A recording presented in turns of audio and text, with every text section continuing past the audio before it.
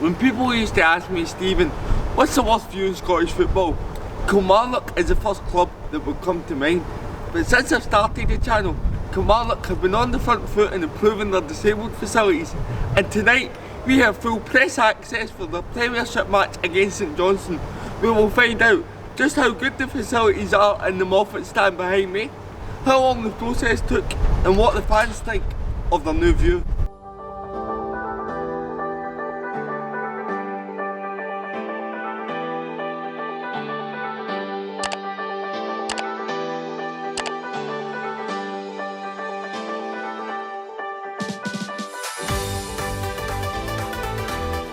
Joined here by Peter Orr, Disability Liaison Officer for the KFC DSA.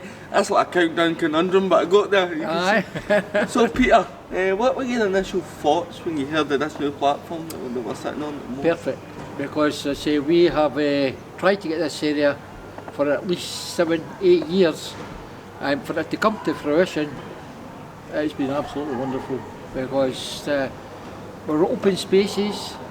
We're right next to the disabled toilets at the back. We're right next to the kiosk at the back.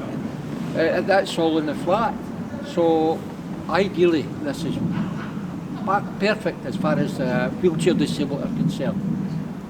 In the process of getting this done, it must have been quite tough for you, because you must have been getting loads of people asking you loads of questions and when's it going to be done? That's right, because it took 2 years because of the COVID to actually finish this. And what happened was we had to use the away side. So during the championship, there was hardly any teams could bring wheelchairs down to this club because this place wasn't ready yet, and we had to use the away side. So there was very, very few clubs brought them down. And we spoke to the KFC Trust Chairman Jim Thomson a wee bit earlier on, and he told us all about the funding that was involved. Yep, there was quite a bit of funding involved. Billy Bowie and the board at Kilmarnock put the vast majority in it, but I believe the figure for this from the trust was £30,000. Wow. That was a grant from the trust for £30,000. So it just shows, doesn't it, that when these things, it's all right for us saying that we need to improve facilities, but these things do come at a cost.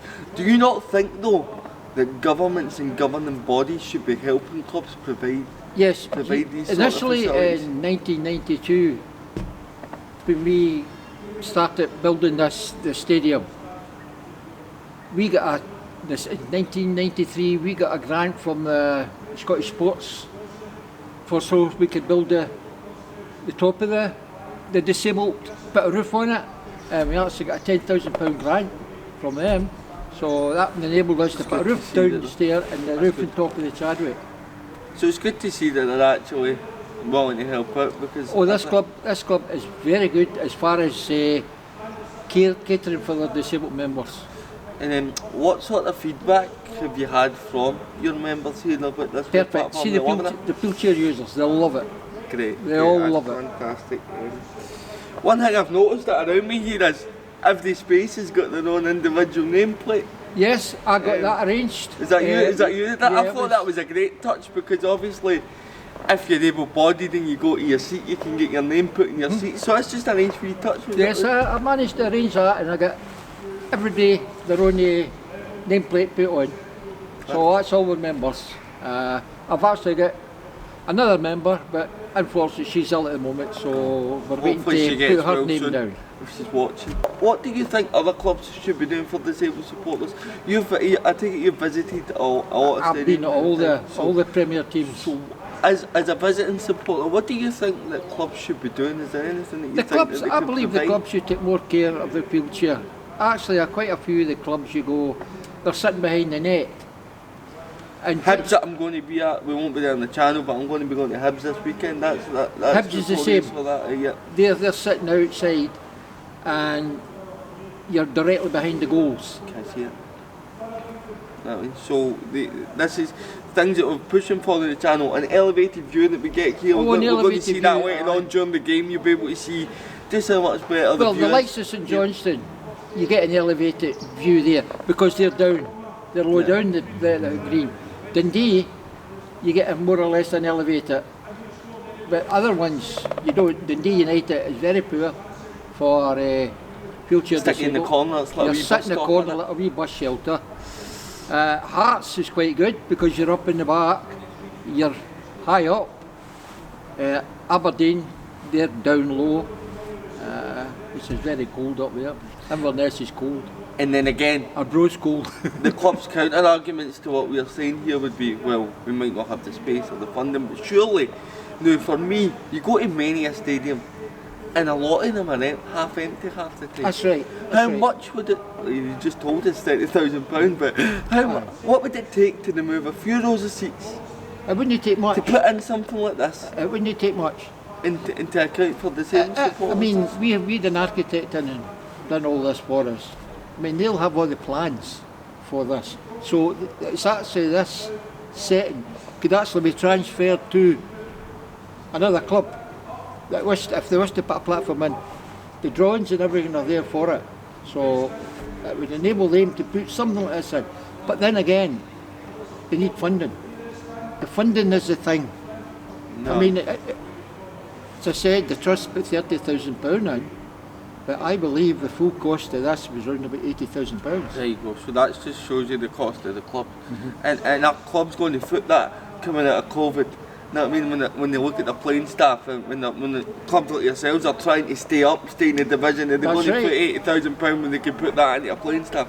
So you need help from external bodies, as has been shown for the Killie Trust. Oh, aye. So I if mean, the anybody's Killie Trust have watching, been excellent. In fact, the Killie Trust are going to try and get waterproofs for all these areas, kind of for the winter and stuff for the like winter, that, just can get keep it doing with that tonight. I'm a bit wet actually. aye, well, they're going to try and do that for us, That's which good. is a good help, because till we get the roof built, kind of a shelter built on top of us, if the wind is blowing the wrong way and the rain's coming in, you're going to get soaked. And we can move back, but you can only move back so far. But then you still get the rain. But they're going to help. The church is going to help and assist in buying wheelchair waterproof for our members. Fantastic. Anyway, I'm loving the DSA theme merch Relax. here. We're going to need to get that sorted at Motherwell. But Peter, listen, thank you very much. You're welcome. Well Anytime. done, and well done for everything that you're doing here at Kilmarnock. It's great. As you can see here in the Chadwick stand, it's almost like you're in a wee bit of a ditch. You're very low down, you're in the corner, and it looks okay just now because there's no one in front of us. But trust me, when the teams come out and the game starts, you've got photographers, you've got ball boys, you've got subs warming up all in front of you in your eye line here. And when we take you over to the Moffat stand, you'll be able to see just how much difference an elevated view gives you. Here at the new platform in the Moffat stand, and as you can see here, it's much better than what we've seen in the Chadwick stand, isn't it? It's elevated, you get a great view of the pitch. Whereas the Chadwick stand, it's almost like you're in a bit of a pit, you're low down, they put photographers, once the subs start running in front of you, like I said over there, it just becomes a nightmare. Whereas up here, you can see the difference when you're elevated, and this is why I'm pressing on this channel for more clubs to be doing more things like this, because what a difference it makes to the experience for supporters. Now, you would be forgiven for forgetting that there's a game of football on here tonight, but there is, and it's a big one, especially for the home side, Kilmarnock. If they win tonight, they can leapfrog Ross County, thanks to my side Motherwell's 5-0 win against them last night. And there's been positive news off the park for Killie. Derek McInnes has penned a new 4-year deal that will see him stay here at Rugby Park until 2026. So what do the fans think of the game tonight? And what do they think about McInnes signing a new deal? I think that's ideal because it gives a man time, a chance to build the team up to what he expects it to be. I mean, he admires this club because it's more or less a family club, and everybody sticks together, everybody helps everybody else. I mean, in fact, there a chap phoned me the day from Wales. He wants to come to the game tonight. So I had to phone all our members to see what members weren't coming. So I had to phone him back and tell him so he's able to come up to the game tonight. Surprised. I thought it might have been a bit later, but glad he's put his name to the paper and he's sort of committed to the team. Hopefully that will lead to sort of better signings in the future, you know, a better plan it seems that over the past couple of years we've depended on a lot of loans, etc. So the team kind of builds up, it's rebuild. So hopefully we'll get some continuity. The home that gives you that bit of stability moving forward. A wee bit like what we had when Clark came in, was here. You know, Sir Steve. Sir you know the Steve. guy you remember habitates Scotland now. Everybody's loving him now. Everybody in the country. The guy Scotland, Nick from Kilmarnock. Yeah. I think that's a great signing for Kilmarnock, to be fair. It's a bit of security. I know it's not the best start to the season, but it's a real plus to have him on a long-term contract, which takes a wee bit of the pressure off of him to some extent, because we obviously want to aspire to get to top 6, but if we finish bottom 6, it's not the end of the world. We've got some building blocks if we can keep him for that length of time. Actually, I've got to be perfectly blunt. When he was the Aberdeen manager, he wasn't one of my favourite persons. Now he's the Kilmarnock manager, I'll get behind him. But obviously, the results haven't been going the way we wanted them. We haven't started the season as well as we'd like to have started. So, I mean, he's got a plan for the long-term future of the club, so we've got to back it. One thing that I love is a Hall of Fame wall here at Rugby Park that has a list of players that have played for the club, including Eddie Morrison, who is the club's highest post-war goal scorer. And that is something that's been a real problem for the club this season, is finding the net, with Ash Taylor being the top goal scorer in the league with 3. So does that put more onus on the likes of Ollie Shaw and other forwards, given that Kyle Lafferty is facing a suspension? I hope so. I think the biggest thing for me is it's mental. I think they still kind of think they're maybe a championship team. Maybe they somehow don't think they're good enough, or that they're expected. They just don't have it. And I think a lot is the psychology. A lot of them are really good players, but it's as if they see the goals and they go, ah. So I think a lot of it's not up here, I think. Yeah. And I think they've got to realise they're as good as any other team in this division, because even Rangers and Celtic, I think most of the times teams lose against them because they think they're going to lose. Yeah. Rather than it's a mentality issue. I think that's the big thing about Scotland. Half the battle, but hopefully he's going to tonight's game with the right mentality. And my final question for you is a score prediction for the match of the season. My score prediction, they usually tell me I'm a bit of a pessimist. I reckon 2-1 Kilmarnock. I'm hoping. Lafferty struggled this season. He did well last year in the Championship. It's been a step up, and maybe after his let's say faux pas, we're maybe due a wee turn from him tonight. So fingers crossed.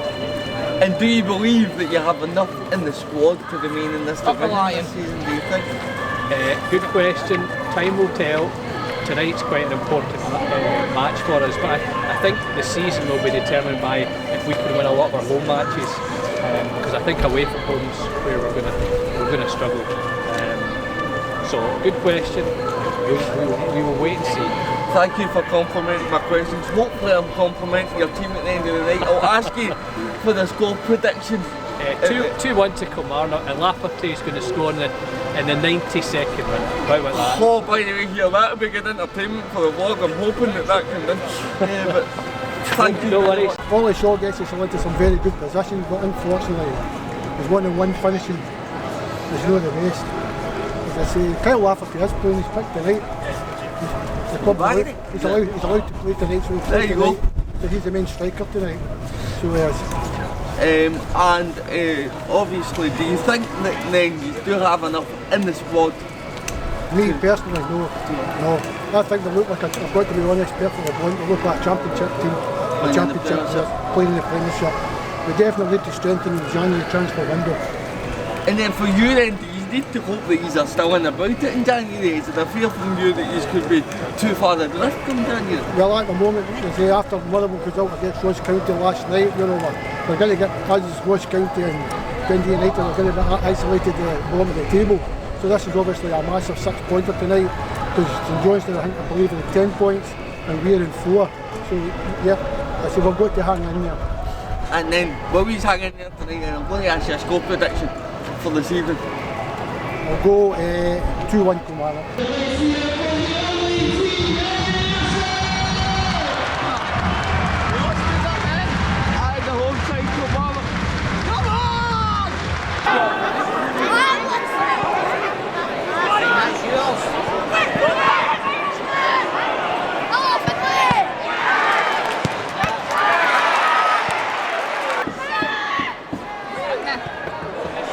There's a goal for Kilmarnock and 1-0, and it was Dan Armstrong for the free kick. Whips it right into the top line. Just before that, St Johnstone had a chance. Gray right, got it down the flank, cut it back. First shot was blocked by Ali Crawford, and then it was Nicky Clark on the follow-up. It was well saved by goalkeeper Jack Hemming, but listen, it was good for Killie to get that goal there, because I felt like St Johnstone were just starting to get on top a wee bit.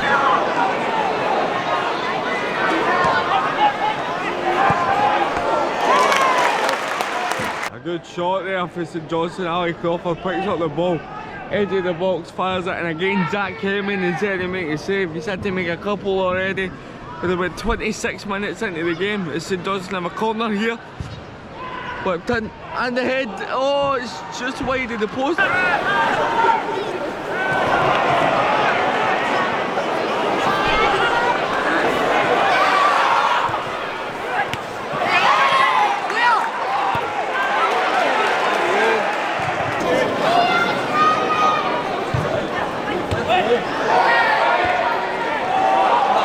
By the way, that one is going to be up there with one of the worst corners I think I've seen this season. They're trying to play it low.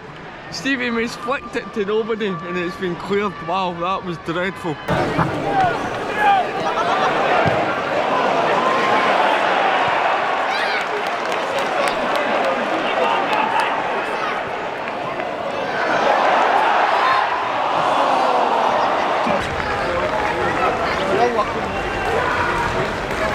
Well, it's half time here at the BBSP Stadium at Rugby Park. Kilmarnock 1, St Johnstone 0.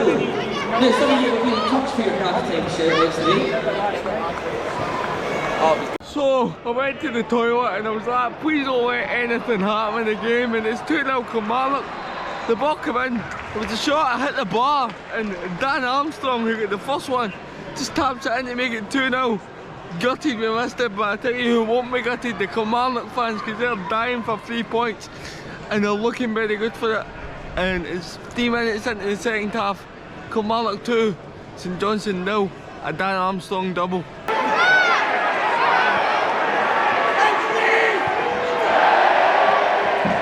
St Johnstone going for it now. They've took off Ryan McGowan and they've brought on Michael O'Halloran, so I'm expecting things to open up for Killie at the other end if St Johnstone throwing everything at it. I'm sorry for the lack of content in this half, if you like. There's just not been that much happening, and it doesn't help when you go to the toilet and you miss a goal. Well, whose idea was that? But no, Dan Armstrong definitely the man of the match so far as we've got 10 minutes to go. I say so far, nobody's taking it off him at this rate.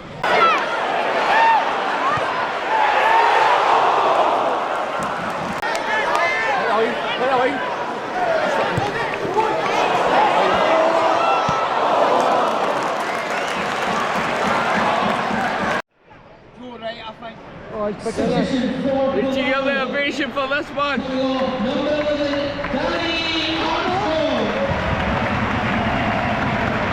been fantastic. What a player he was. Well, I've seen him a good few times, but he's slippery, crazy, and somebody kind of blind this week is a way product. He seems to have it. A double of the night. Oh, job shot! Let's go!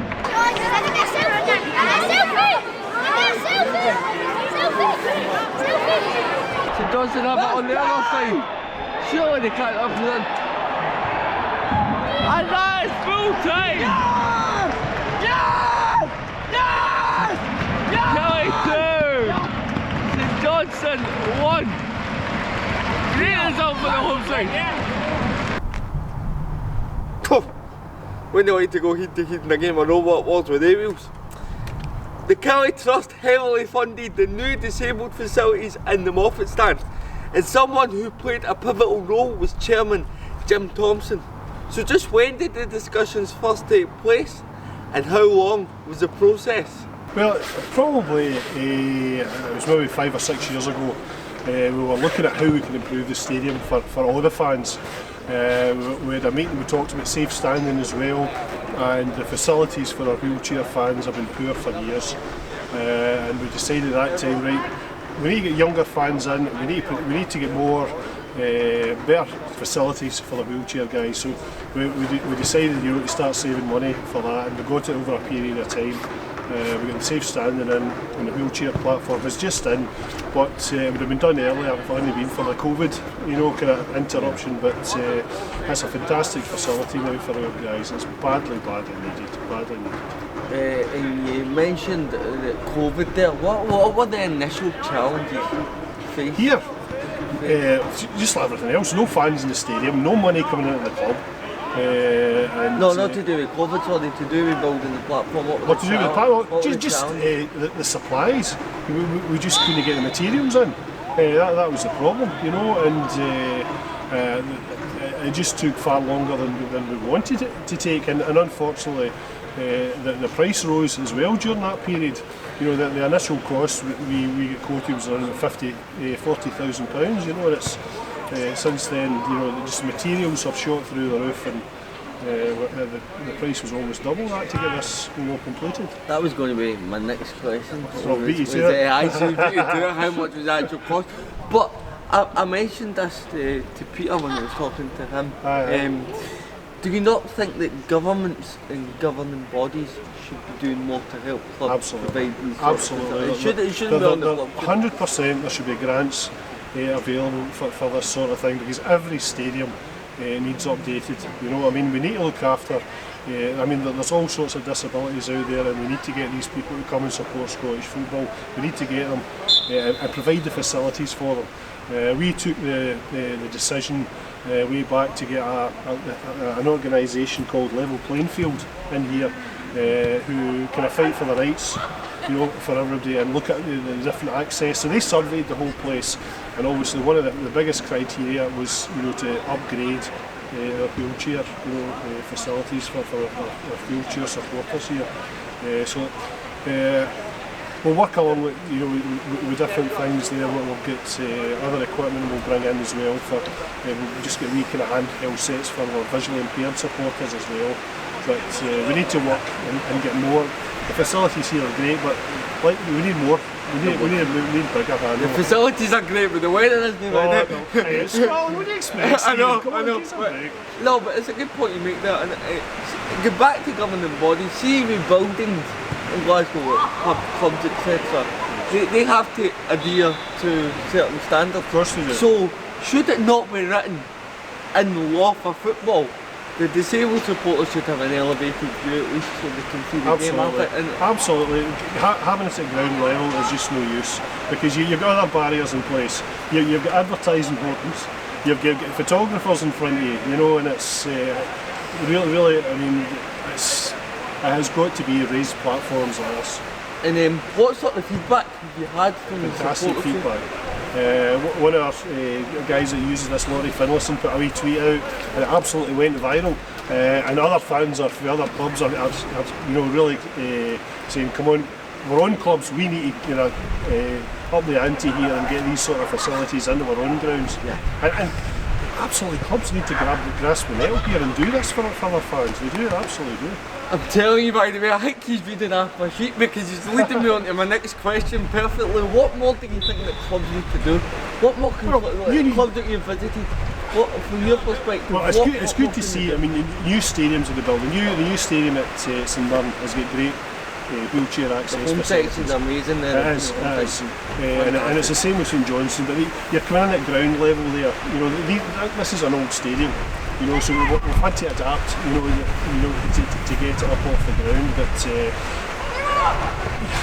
supporters at their own club, have got to put pressure on, their own kind of boards, to improve the facilities here. But you're right, it's got to be government backed as well. There must be money out there, to improve the facilities. for all sorts of particularly wheelchair access, at stadiums just now, definitely. Just going to stop and make a wee point. This is where we cut it, and this is where I ask him the question on McInnes. You can keep it running. So, Derek McInnes, I know 4-year deal. What was your initial reaction to that when you heard Absolutely delighted. I'm delighted, Stephen. Do you know why? Because we have had so many managers in recent times who need stability around the football club. We need somebody to build a foundation, and time will tell whether Derek's a man, but he's certainly provided a wee bit. I mean, obviously we got promoted last year, which was absolutely fantastic. He came at a time when Tommy Wright disappeared quickly, but I genuinely feel that Derek McInnes is a man to lead us forward, and hopefully he'll do that. And so, on to tonight's game, right? We can talk about that now. 2-1 victory. 2-1 victory. We were hanging on there at the end, a wee bit of panic, but with some lucky mascots from Motherwell, it suddenly appeared. He's going to start inviting me after the week. Two quality goals. Did you see the first one? I did. I was just going to ask you about that Dan Armstrong. What a strike. He looked a player, doesn't he? It just shows you the confidence that goals can give to players, because I thought at the minute, particularly after they got his second, yes, he was brave after that. He took people on, didn't he? He did. Players they were raving about Alexander Arnold at Anfield last night with his strike. That was a far better strike. You've got to admit, that was a great strike. That free kick was outstanding. But you're right, he built his confidence built after that, and he was starting to take players on, and that's what we want to see. That brings excitement to football, it definitely does. Thank you very much. Here, hands up, mate. Come the next time you're Rugby with gloves and an umbrella. Thank you, and well done for everything that you're doing here at Rugby Park. It's fantastic. Full time here at Rugby Park. It's finished Kilmarnock 2, St Johnstone 1, and that victory takes Kilmarnock out of the playoff spot and into 10th above Ross County. Let's do the review. We'll start with the facilities. I think you can see behind me with the pitch here. It's much better having the elevated view. You can see the full game. Usually when you're down in that post box, as I like to call it, in the away end, you're like, what happened there? But there was a lot of the game I could see perfectly fine. And by the way, what about the goal that we've seen tonight for Dan Armstrong? Absolutely fantastic. But before we get on to that, there's things that they do here that Killie that I think all clubs should look to try and do if they can. First of all, if you can get a platform and you get the money to do it, because we need these elevated views. Peter was telling me off camera that they take all their members as well for a Christmas dinner around about Christmas time, which will be coming up soon. I think that's absolutely fantastic. You can see from the video here that's just about to pop up, the toilets have got plenty of space. You can move about. There was a lot of room for my wheelchair to turn. Peter is also talking about getting like cup holders on these railings behind me, and a tray going across for people to put their food on, because it's quite hard for some disabled folk to eat their food and stuff, so it holds it there for them. So it's good to see a club being so proactive with what they're trying to do for disabled fans. They've got their own merch and everything. Everybody's got their name plates here. So they really just try and make you feel like any other fan, which is how you should feel. They give you the best view possible, and they cater to your needs. So fantastic. I can only give the facilities here a 10 out of 10. And now this might not be the best view in Scotland. I think St Johnstone maybe a wee bit of a better view than this one, but I'm giving it a 10 because the club are on the front foot, they're acting, they're working with what they've got, and that's all that we want to see. So they're getting a 10 out of 10, no question about it. Fantastic for Kilmarnock. And on to the team now. The Killie team, I didn't expect them to come and win this game tonight. I had St Johnstone down as favourites, if I'm being honest with you. But they had a man on the wing that just basically unlocked this match for them. Dan Armstrong, his first one is a great strike. Free kick into the top bin, and then the second one's more of a kind of a tap in. So, but a double from him, and you can see the confidence that gave him in his game. He started taking people on, and then Jordan Jones did similarly on the other side. So yeah, great performance for Kilmarnock, and alright, there was a wee bit of nerves towards the end when St Johnstone scored, but for the second half I don't think they looked threatened. So I'm going to give Killie's performance a 7 out of 10. In fact, no, bump it up, we'll give them an 8 because it's not easy to get a win when you've not been winning, and I thought that they saw the game out pretty well tonight. As for the visitors, St Johnstone, we'll give them a 5 out of 10 because there was points in the first half that I thought they threatened. They had a chance for Alec Crawford, they had a chance from Dre Wright. He forced Zach Kemen into a couple of saves. Nicky Clark had one as well. So they did have their chances, they couldn't take them. So I actually thought maybe at half time they probably deserved to go in level. But again, the moment of brilliance for Armstrong is what separated the sides at half time. And then second half, they were very, very poor. I mean, the substitute Bair gets a goal, and it's a great goal. He does put it into the top one, but that was all they did in the second half. So for St Johnstone, we will give them a 5 out of 10. And the referee, he didn't have many key decisions to make, so I'm just going to go and say a 7 because he got most of the decisions right. There just wasn't that big decision in the game for me, for the referee. So that gives us a grand total, I believe, of 30 out of 40 for this experience here at Rugby Park. Thank you to Killie for sorting us out with the press pass. I thoroughly enjoyed this experience. Unfortunately, we never managed to get a word with the manager, Derek McInnes. We had stuff to do after the game, so that was something that we were looking to get in, but we couldn't do it. But this is what we want to try and do at clubs: get this access and help them improve their facilities. So yeah, great night here, and I hope you enjoyed watching the video, and we'll see you in the next one, guys. Cheers. I'm now going to list off some things that I think Kilmarnock could add to help improve their disabled facilities. In front of us you have like a metal bar similar to that at McDermott Park at St Johnstone, and what St Johnstone have is they have wee cup holders for you to sit your drink in, so you can just drink them out the cup holder, and to avoid spillages and stuff, which can happen quite easily when you have a disability, trust me.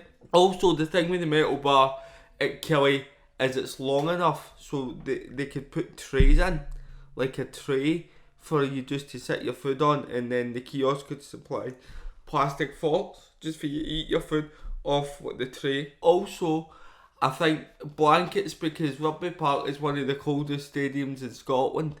So for the winter, it was quite a cold night last night. If they've provided wee things like wee blankets, I know they've got their own merch, so maybe they can add Killie DSA blankets that they could give it to folk, I don't know, and keep them warm in the winter, because it was freezing last night. And then finally, the kiosk was a wee bit away, so I think it would be useful, although this isn't the biggest thing, but if they just added, like got volunteers to help with food orders and stuff like you see at clubs like St Johnstone, like we do at Motherwell. Because what if your carer's away to get you food and you need the toilet all of a sudden, or something happens? So it means that the carers can constantly stay with whoever's in the wheelchair or the disabled supporter attending the match, and it just makes the experience that wee bit more rounded. But listen, I will say this: it's good to see clubs like Kilmarnock improving their facilities and trying to move in the right direction. But what we try to do here on the channel is we try to come up with some things that they can improve. So that's my list of things that Killie could look to add in the future.